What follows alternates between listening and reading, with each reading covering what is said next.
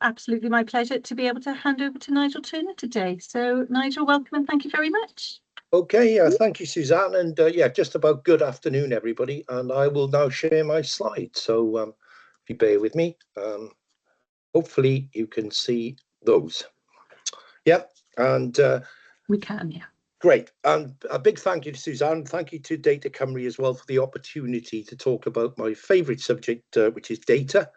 It used to be my second favourite subject after Cardiff City Football Club, but the way we played last night, I've decided to drop those for the time being.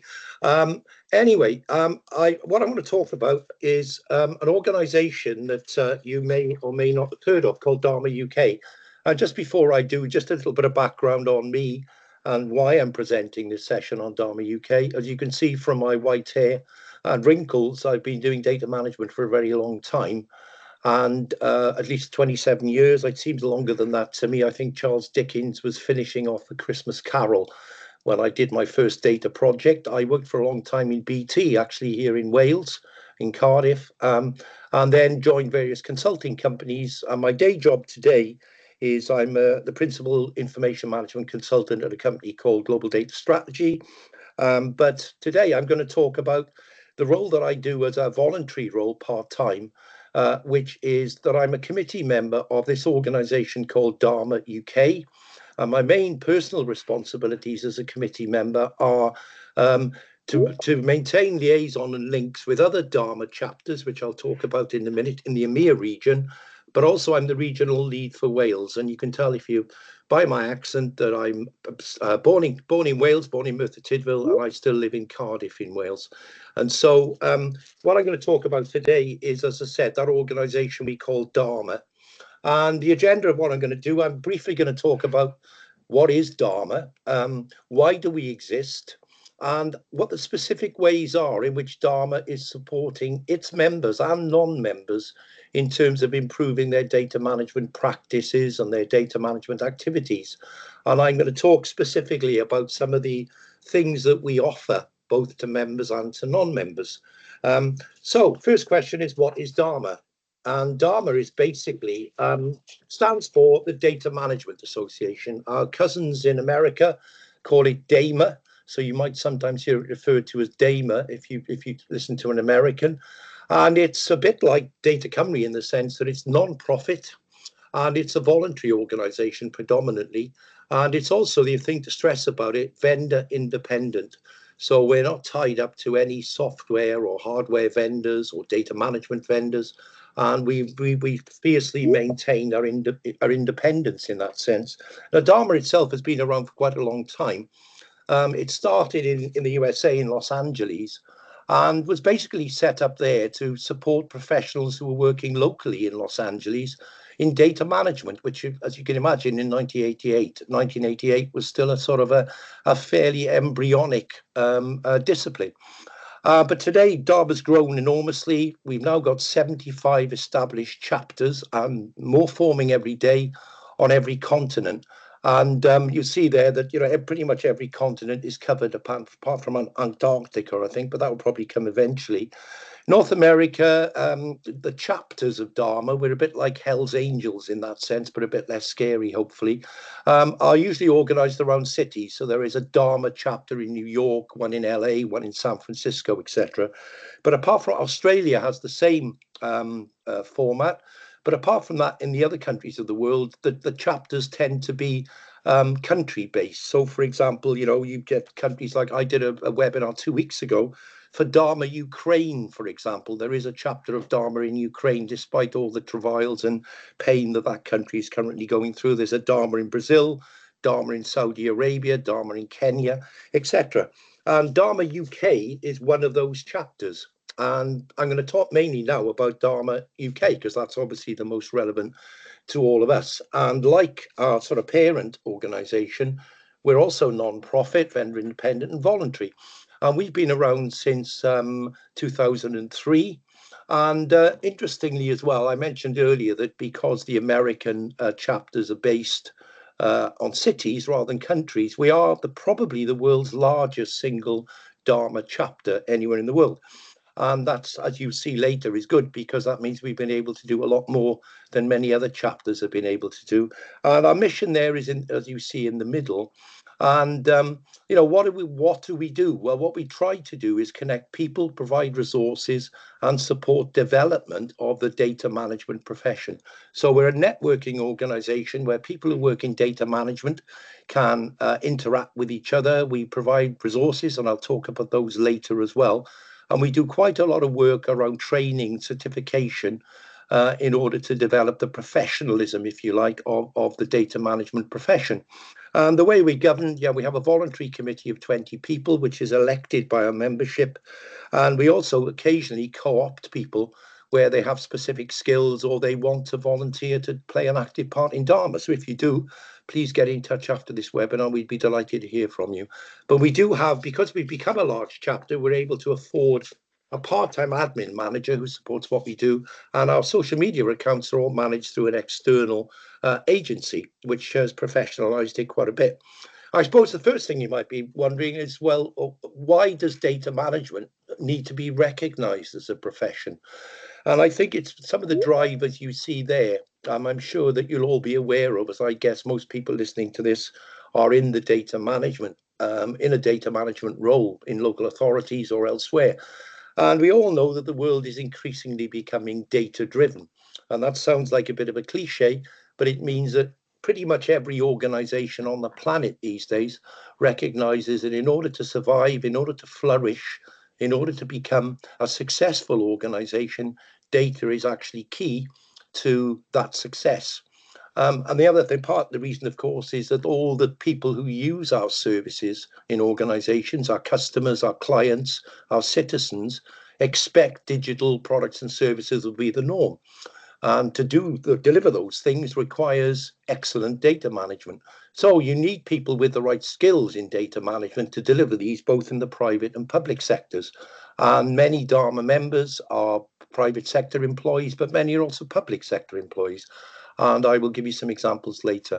And I think the reality today, when you look at the current state of data management across many organizations globally, many still lag behind the curve a little bit, and I'll come back to that in a minute. But I think as well that as data management people, because we now live in this data-driven world, I think our role has changed, or potentially could change in the future. Which is that, no longer are we people that sit in a darkened room somewhere in a corner doing data stuff, as I did when I started life back in the 1980s doing this stuff. But today, I mean, data skills, data knowledge are much more highly valued, I believe, than they used to be, or at least they should be in good organizations that recognize those things. So, for example, we're in an ideal position as data management people to, leverage data for business benefit, create new opportunities from the data that we're collecting, processing, and storing. We can help the business become more efficient and also to improve its business processes. So we all know, automation is key these days to things like citizen services, but citizen services and providing those online requires very, very strong data management capabilities. We're able to integrate data from many different sources and bring that data together using analytics or AI to actually get new organizational insights that will help us deliver better services and products in the future. We're also helping to transform organizations through data so that rather than become organizations that work on a gut feel, they become fact-based. You can use the data to make better and more informed decisions. And, if you want to become more data-driven, then we can also support that organizational change and the culture change that's needed to make that happen. And when did all this start to occur? Well, I like this slide. It was produced 6 years ago now by the World Economic Forum. And something fairly remarkable happened in the world of data back in that decade of the 2010s. That if you looked in 2013 at what the most valuable companies in the world were at the time by market capitalization, you'll see there, yes, there was one company who we probably describe as a tech or data company, and that was good old Apple, of course. It was even then the largest company in the world by market value. But all the other companies you can see there in black were in other businesses like Exxon, of course, oil and gas, same with PetroChina. Berkshire Hathaway are the conglomerate owned by Warren Buffett, who have many sort of retail and manufacturing operations, and Walmart, of course, who briefly, I think, took over Asda's, no longer, but the world's sort of biggest supermarket chain. But then within that 5-year period, something fairly remarkable had happened, which is that by 2018, good old Apple, there it was, doubled in size, still the most valuable company in the world. But the other most valuable companies were suddenly companies that were really all about data. And if you're not familiar with Alphabet, it's the parent company of Google. Of course, good old Microsoft, Amazon, which I always describe not as a retail company, but predominantly as a data company, because what Amazon does mainly is connect buyers and sellers together through good use of data. And Tencent, were a Chinese conglomerate who do similar things within China. And around about the same time as well, you had organizations like Gartner. Many of you would be familiar with Gartner. They're a research organization, again, a global company, who said that around about that same period, data is now seen in itself as a new capability. So when I was first brought up in the IT world, we were always told that, what are the assets of an organization? They are its people, they are its processes, and they are the technology that support those people and processes. But what Gartner then said was, well, data now becomes so important, it deserves to be recognized as in an asset in its own right. And that implies something, which is quite simply that if an organization is going to become data driven, and if data is an asset that needs to be managed in its own right, then data management needs to be a profession that will enable that to be done very well. And it seems obvious now, I know, but I mean, and there are still companies out there today who, when they talk about data, think it's within the responsibility of the information technology department. Well, yes, IT manage the channels and the platforms that deliver data, but they're not the right people to manage the data. If data is an asset to the business, guess what? It should be owned by the business. So that changes the nature, I think, of what data management is all about. And why therefore do we need to professionalize all this? Well, I think it really, from my own experience, when I started in data management back in the year dot, the way you learned to do data management was very much like the way the old cathedral builders used to build their cathedrals, which is that, it was all done as a craft. People who had experience and knowledge would pass that experience and knowledge on to other people and enable them to become the cathedral builders of the future. I remember there's a very good book by Ken Follett, I think, the Welsh author, that talked about that. And that's how data management started, I think, as an occupation. But what we're trying to do in DAMA is basically to make the profession more formally recognized, make the people who work in it better qualified, and also make sure people have a proper career path. And, why do we think this is still so necessary? Well, I think the best way to illustrate that is to give you a couple of examples of what happens when you don't get data right, when you're a data-driven company. And I don't need to talk, I don't think, too much about the example on the right. I'm sure you're all familiar with something that came out about a year ago now, which was the now famous ITV drama about Mr. Bates versus the post office, where a lot of sub-postmasters, as we know, were wrongly convicted, wrongly imprisoned. Some even committed suicide because they were accused of stealing money from the post office. What then, of course, transpired was that a system that had been put in called Horizon was losing data as it was being passed from sub-postmasters to the central post office. But there were still people in the post office, and you've seen it in the inquiry that goes on later, that says, well, the data says this, so it must be right. Or the computer has said this, so it must be right. So the managers of the post office chose to believe that myth, that data is always right and IT is always right. And therefore, these people must be in some way crooked or fraudulent in what they're doing. And we all know now what a ghastly miscalculation that was and the impact it had on people's lives. And I can give you a couple more examples, and I thought I'd turn this into a little bit of a quiz. These are some fairly recent examples that I've come across of what happens when an organisation gets data wrong. And this one was in the public sector. And this guy here was called Liam Thorpe. He's, as you can see, a pretty fit-looking 32-year-old guy, lived in Liverpool.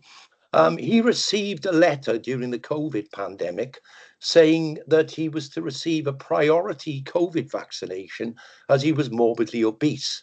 And you can see by looking at him, he might enjoy a pint or two, but he doesn't look morbidly obese to me. And in fact, he was 6 feet 2 inches tall and weighed around 12 stone, which I would have said was pretty non-obese. Why do you think that error occurred? Why do you think he was regarded as morbidly obese? Was it A, B, C, or D? So I'll give you a chance to read those. And if you can, put A, B, C, or D in the chat. And I'll ask you, Suzanne, if you would, just to let me know what the answers look like.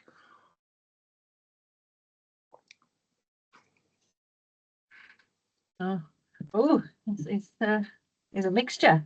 A mixture, right. But the majority so far are coming through as C. Okay, well done, the majority, because in this case, you're right. And what had happened was the health board in Liverpool, thanks, Suzanne, by the way, had recorded his height not as 6 feet 2 inches, but as 6.2 centimetres, which would have meant that as he weighed 12 stone, yeah, he probably would have been regarded as morbidly obese, and he had a BMI of 28,000, which, as we know, is slightly above the recommended healthy limit for that. What's the significance of that? Well, the significance of that was, of course, first of all, why did it happen?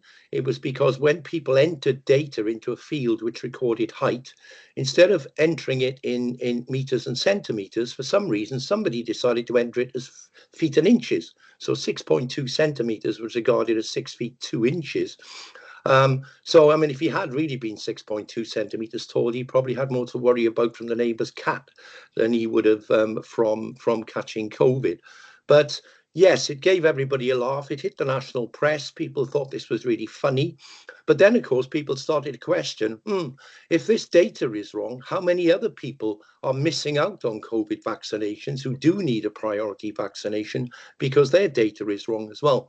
And it led to a massive drains up in Liverpool and in other health boards as well to try and check the quality of the data.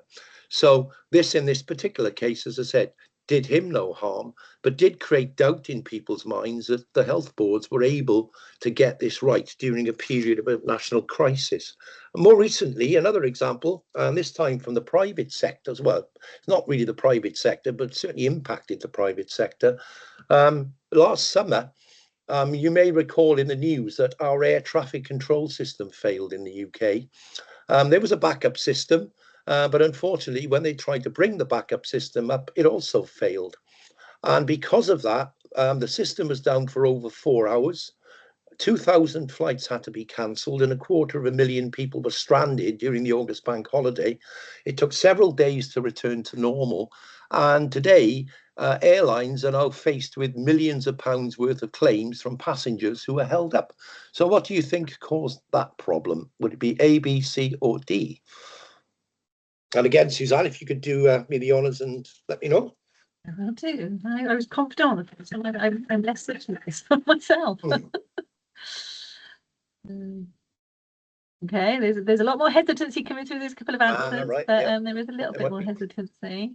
This one's not so so what we're getting is a mixture, generally a mixture between C's and B's and C's. Oh, and a couple of D's. So I think the answer is no one knows. Okay. Well, it wasn't A and it wasn't D. It could have been. There wasn't a power failure. It wasn't a cybersecurity attack, and it wasn't B either, because a pilot did not submit an incorrect flight plan. In fact, a pilot did submit a correct flight plan, and it was a flight plan on an Air France plane that was flying from Los Angeles, again, back to Paris.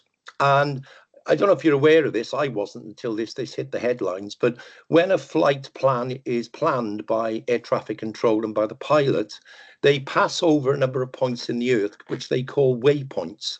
And a waypoint will say things like, southern tip of Greenland, and here's the GPS, or Reykjavik in Iceland, etc.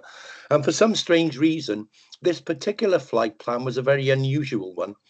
And when the flight plan was put together, 2 waypoint locations, which were in different places, happened to have identical names. Our air traffic control system didn't expect that because it implied the plane was somehow flying around in circles, and therefore it failed. This problem had been known about for a long time within air traffic control circles globally, that there were waypoints which you think should be unique, but aren't. They've got the same name as other waypoints in different parts of the planet. And if a plane happened to land on two different waypoints in two different places, air traffic control systems might fail. And our system failed, and it was a complete and absolute disaster. So I suppose what I'm saying is that, unfortunately today, when you look at the many organizations, and I've worked with over 150 organizations now in my long career in this, most organizations still treat data management as a firefighting operation. And I'm sure we've all seen this. They wait until the fires break out, then they send in a hit squad and the fire brigade to try and put the fires out. What DAMA believes that if you have a more professionally managed data management environment, then you can do a lot more to prevent the fires breaking out in the first place. And a very good example would be data quality, for example. So if you know you've got bad data quality in your systems, don't wait until that causes you a problem for your organization. Actually proactively seek to fix those problems so that the fires never break out in the first place. So I think the key thing about any sort of data management, it's not about whether you do it or not, it's about how you do it. And in my experience, unfortunately today, globally, many organizations are still fighting fires rather than trying to prevent fires.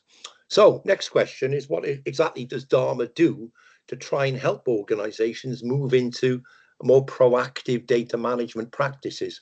Well, these are some of the very specific things that DAMA can offer. What I'll do is I'll briefly go through each of these things that we do offer. Okay, and let me stress as well that some of these things are only available to DAMA UK members or DAMA international members. Some of them are available to anybody working in the data management profession, and I'll differentiate those two things for you. First of all, I'll talk a little bit about this thing called the DMBOK, which is the thing that DAMA is probably most famous for. But before I do that, let's take a lesson maybe from the ancient past. Is when you're looking at creating a building which will last, then there are two things that you need to do. Now, many of you will recognize that that temple that you see there, which is called the Parthenon, which is in the city of Athens. And I took that picture. I was very lucky to present at a conference there several years ago, and climbed up on a hill, was boiling hot and breathing heavily when I took it, but it was worth it in the end, because that picture sort of gives you a very good view of that amazing complex which is in Athens. And the key thing about the Parthenon is it was built on this top of this hill, and the hill was called the Acropolis. And it was started round about 2,500 years ago, this whole building. And it took overall about 15 years to complete these temples. But what was interesting, and what people don't realize, was that they spent more time flattening the top of the hill than they did actually building the temples. And the Greeks were clever people and knew that if you wanted a temple to stand up for 2,500 years, you had to first of all get the foundations right and then build on top of those. Well, I think data management is very similar to that. And the DAMA approach is that if you're going to do data management well, then you need to merge, if you like, good foundations with new digital innovation. And what we do find, and certainly what I find when I go into companies, is that they're focused a lot on the latest trendy things you see on the left-hand side. Analytics, IoT, AI and machine learning are now the big buzzwords in our profession. But if you don't get your foundations right, your temples will fall down.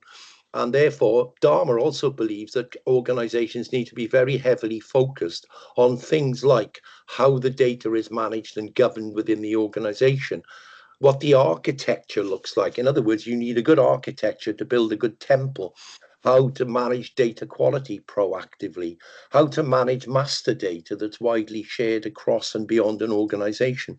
And we believe in DAMA that you have to do both those things in order to get your data management right. And I've seen many organizations, as I say, focus too heavily on the left because it's the trendy stuff to do without getting your data right in the first place. And the oldest thing I ever learned in data management is garbage in and garbage out. So if your data is of poor quality, for example, your analytics work, your data science, your AI are not going to give you what you think they will, because they will give you the wrong outcomes based on incorrect or inadequate data. So what the DMBOK does is, and this is, I suppose, what DAMA, as I said, is most famous for globally.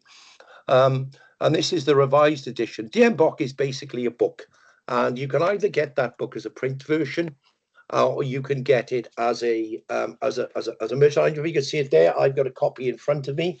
It's about 600 pages. It's a very weighty tome, but it's regarded by many as a definitive guide to how to do data management well. And what DMBOK does is, as you see there, it splits the data management profession into those 11 data disciplines, and puts data governance in the middle. That's a topic for another webinar one day, that, you know, it regards data governance as the key, if you like, of this data management wheel, or the hub of the data management wheel, and then splits the rest of data management up into those 11 data disciplines. If you're wondering, for example, where things like analytics sit, they currently sit within things, data warehousing and business intelligence, in that area. And then for each of those disciplines, you'll find the DMBOK then looks at what processes, what people, what technological artifacts can support that particular thing. So if you look at master data management, for example, as or reference and master data, you know, what processes do you need? What are the technologies you need to engage? How do you need to organize and get your people doing the right things in order to make it a success? So that's the way the DAMA treats these things. So one thing I'd certainly recommend, if you haven't got access to a DMBOK somewhere, well worth investing in that if you work in data management. And again, we sell it, as I said, in DAMA UK, but we don't make a profit out of it. We sell it at cost price. So how do you become a member of DAMA? Well, if you do choose to do so, there are two different types of memberships that we have. First of all, you can join as an individual in your own capacity, and you can see, compared to many professional organizations, we're actually pretty cheap as a membership organization. We've had some reviews in the committee recently about, are we too cheap and therefore make ourselves look unprofessional? But you can join DAMA UK as an individual for 50 quid. If you're a student, it'll only cost you 25 quid. But then increasingly, we're getting much more corporate membership, where organizations are joining, and then if they join either bronze, silver or gold levels, they can then get a number of memberships, if you like. So if you join DAMA as an organization as a bronze member for £350, that means then 25 of your named people will become DAMA members in their own right, and the same for silver and the same for gold. And if you look at our current membership, you'll see there that you know, we've got, yes, about 800 individual members, but what's grown phenomenally with us, both have grown, but we're really pleased as well that now more and more organizations are becoming members of DAMA and benefiting from some of the things that we can offer. And I've just given you an example there of some of those 80 on the right-hand side. You will see that you've got public organizations like the Ministry of Defence, DEFRA, the Environment Agency, ONS, for example, in Newport, all of which are corporate members of DAMA UK, but also many private companies as well. So Vodafone, for example, BAE Systems, Yorkshire Building Society, and also many academic institutions are becoming members as well these days, like Imperial College London being an example of that. So, you know, very broad, very sort of diverse membership. And of course, one of the things that we encourage is people in the public and the private sectors to network and engage with each other to learn lessons, which can be a benefit to both. You know, how do you do data quality at BAE Systems? Okay, is there something in there that we can learn from, for example, is a typical sort of conversation that we encourage. And yeah, so that's basically our membership. And then what do we offer our members? Well, one of the key things we offer our members is we have the most widely recognized data management professional qualification in the world, and it's called CDMP, Certified Data Management Professional. And this is not just a qualification recognized in the UK, it's a qualification recognized globally. And I've seen many job adverts recently, particularly in UK government, that says things like CDMP preferred or CDMP advised. So, and you can be a member of CDMP in one of 4 levels: associate practitioner, master, or fellow. And they are 4 levels of qualification that you can achieve, and you can work your way up. Obviously, start as an associate member, become a practitioner, then master, and then for a select few, they become CDMP or DAMA fellows. And how do you achieve those levels? Well, basically, you know, a number of things. The most important thing you've got to do is pass an exam. And if that sounds really scary, it's not really. The exam is based on DMBOK.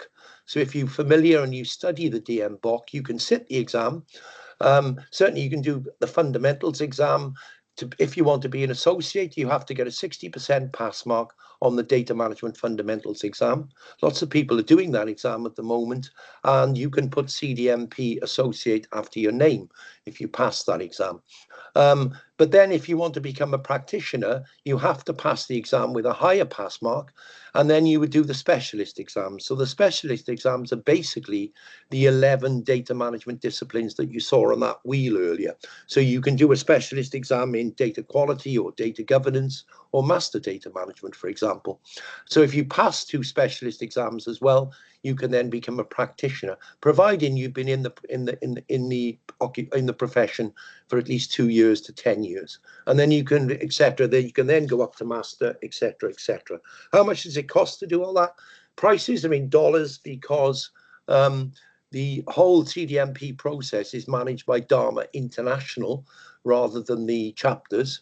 So if you take a CDMP exam, you pay the equivalent of $300. If you do it online, which you can do, rather than in person at a training event, it'll cost you a further $11, for example. And it's a bit like a driving test. If you don't pass it, you can resit it. And if you resit it, it'll cost you another $200 to resit the exam. But the majority of people who take the exam, I think over 85 or 90% these days, who take the CDMP exam normally pass first time. Unlike many of us who did driving exams, for example. One of the things in the UK we offer as well, which is slightly different and unique, is we organise 4 boot camps every year, which are run mainly by either by Chris Bradley, you see there on the right, who's a committee member, or by an organisation called the Fit Academy, who are a training company. And you'll see there, that's a group of people doing the CDMP exam at the end of a 3-day course. And it costs about £950 to attend a boot camp. And it's the thing about this is a UK member thing only. You can't do this CDMP course unless you are a DAMA UK member, and you need to be a DAMA member anyway to get your CDMP certification. So in 2023, I haven't got the numbers for this year, 91 people in the UK attended one of these 4 boot camps and did the exam at the end of the 3 days. So that is one good way of doing it. But as I said before, if the fee for a boot camp is excessive and you can't afford that, or your organisation won't pay for it, then you can sit it online by simply studying DMBOK, doing your own study, and then sitting the exam in your own time, in your own way. And I should say, by the way, about the exam, that it's most of the exams consist of 100 multiple choice questions that you have to complete within a limited time scale. And I think I'm right in saying today that it is an open book exam. And in fact, you can see people there with their DMBOKs in front of them. So you don't have to memorize the 600 pages of the DMBOK to pass the exam. You simply need to know where those references are in DMBOK. So it's a good, widely recognized qualification to have. So that's a more formal way of trying to professionalize what we all do in data management. But also uniquely in the UK, we have an informal mentoring scheme. And what that means is that if you're a member of DAMA UK, either as a corporate member or an individual member, you can ask DAMA to provide you with an independent mentor who can help you in your data management career, or help you learn new skills, or new expertise in different areas of data management. And when I put these slides together, Mary Drabble, you see there, who's our coordinator of the scheme on the committee, we've got currently 69 DAMA members who are being mentored by around 40 mentors. I mentor people, a couple of people myself. It's a really good thing to do, both for the mentor as well as the mentee, because I learn an awful lot about their organizations, and I learn an awful lot about some of the problems that they're trying to face. So it's a learning experience, I think, for both sides. So if you don't want to go down a formal CDMP route, you could join DAMA UK, get a mentor, and then benefit, if you like, from the pooled expertise of all our mentors. And a lot of people I know have found that particularly useful by being a member of DAMA. So those two of the things we do, but we also do some other things as well. We run a whole series of webinars. We run two types of webinars. We usually put on two webinars a month, a bit like Data Cymru are doing in this webinar. We have public webinars that are free to all, but we also have members only webinars, so that again, if you're a DAMA member, you get access to sessions and materials that aren't widely available. In addition to webinars, we also do a series of regional meetups, and I'll talk about the regional meetup in Wales we had this year, because I think that's worth highlighting for this audience. And then we're also involved in some national events in the UK as well. So every year, for example, we run a joint DAMA UK British Computer Society event, which is usually virtual and physical. So it's based in London, but you're able to join that event, that whole day event, online. And we also team up with a company called IRM UK at various European data conferences they run in London. And the next one is going to be in March 2025, where DAMA and IRM UK are organising a data governance and master data management conference in London. So there's an opportunity there, to get to learn either online or to learn in face-to-face sessions. And just to give you an example, those are some of the most recent public webinars that we've run. And you'll notice as well, we have very high audience activity, because these webinars are now watched not just by people in the UK, but people all over the world. So, for example, that first one you see, creating a data strategy webinar we ran, and this was for public, so you can just sign up to this whether you're a member or not, had nearly 800 people listening to that webinar. So we have some quite big attendances for these webinars, open to all. But as I said, in addition to that, we also then have members only webinars that you can join, and you can get access to those via the website if you are a member. And there's a couple of examples there of recent topics that we've done, and that's much more about your own career, for example. So, using LinkedIn well to build your online presence, for example. So those webinars very often tend to be more personally focused on professional development. For example, I attended one last week where a recruitment consultant came on and said, how do you make yourself more employable as a data management professional? What are the tricks when you put a CV together, for example, and that sort of thing. So, and I mentioned earlier as well about our face-to-face events, and this was the one we held this summer, in fact, which was in the Principality Building Society in Cardiff. We had about 45 people there, and I know that Data Cymru was there, which was really good. And it was a good day, good session. You can see there some of the people who spoke at that event, including the Principality. The guy you see standing there having a good laugh with somebody in the audience is Mark Pierce, who's the head of data governance of the Principality Building Society. But we had a really good turnout of people from Welsh Government and from various other organisations as well. Some of the big companies in South Wales, like the Intellectual Property Office, for example, in Newport, Welsh Water, of course, and Natural Resources Wales were there as well. And what we've done as a result of that, we've now created a DAMA UK LinkedIn data community. So if you're based in Wales and you want to be part of that community, please go to that LinkedIn site. It's an admission community, so someone has to let you in. But if you work in data management and you work in Wales, or you have a strong interest in Wales, then you're very welcome to join that community. Okay, and just moving on quickly to what else we do. If you join DAMA UK, every year we do a member survey. And also, that gives you a chance to participate in our annual service. I'm sorry this is last year's, but we've been a bit slow this year as a voluntary organisation getting the results of this year's survey out. But you can participate in these surveys, but also at the same time then benefit from the results. And just to give you a couple of headlines from last year's survey that we did of our members in the UK, which are the most important data management topics for them, really re-emphasise what I talked about with the Acropolis and the Parthenon, I think, which is that most organisations are still most heavily focused on what I'd call the foundational disciplines of data management: governance, strategy, quality, data architecture, data modelling, for example, rather than the trendy stuff like AI and machine learning.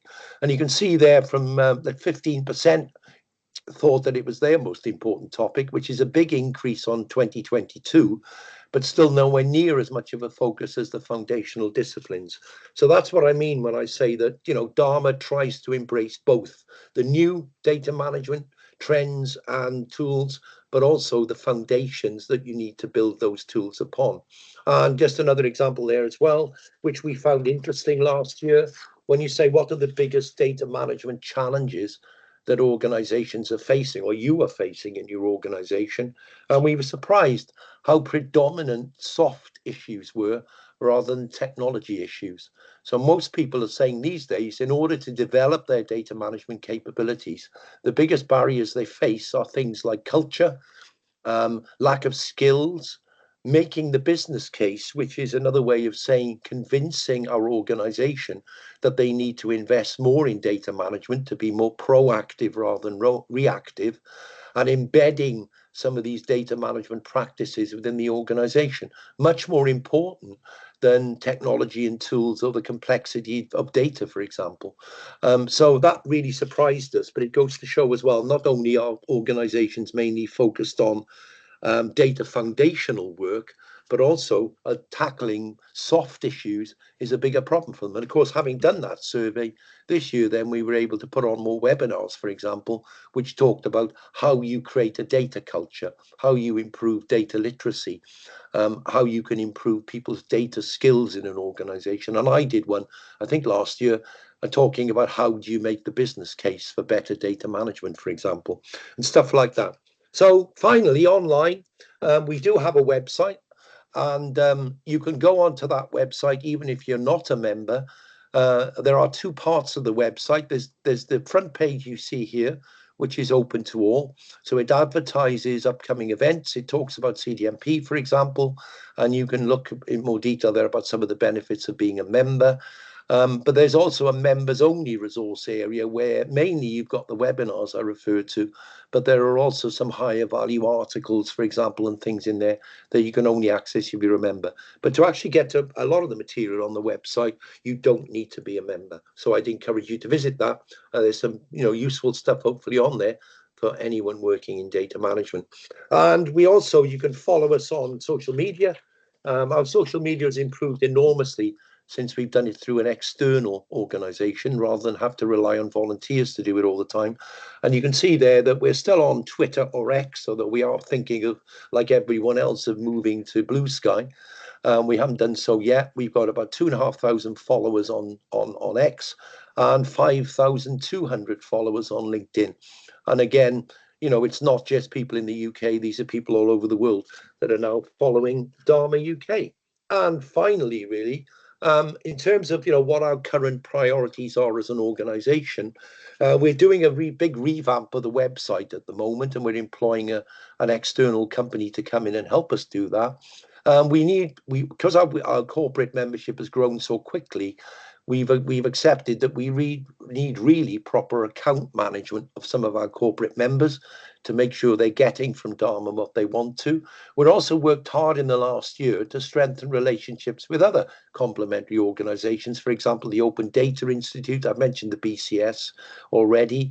National Data Strategy, I attended some meetings there with them to tell them about how DAMA can support the National Data Strategy. And of course, doing a webinar like this for Data Cymru is another example of where we're trying to build those relationships between other organisations focused on data management. And I think I've already mentioned there that we're doing a lot of work at the moment to try and make DAMA a bigger brand in the UK than it currently is. And you know, we are planning more events next year. And I'm certainly aiming to hold another event in Wales somewhere as a face-to-face event next year. So if you join our community that I mentioned earlier, you'll get notification of that when it's ready. The other thing we're trying to work on is offering more training courses apart from CDMP. So, for example, things like data strategy course, data quality courses, etc. And because we're a non-profit organisation, inevitably, we find they will be cheaper than what you might pay a commercial organisation.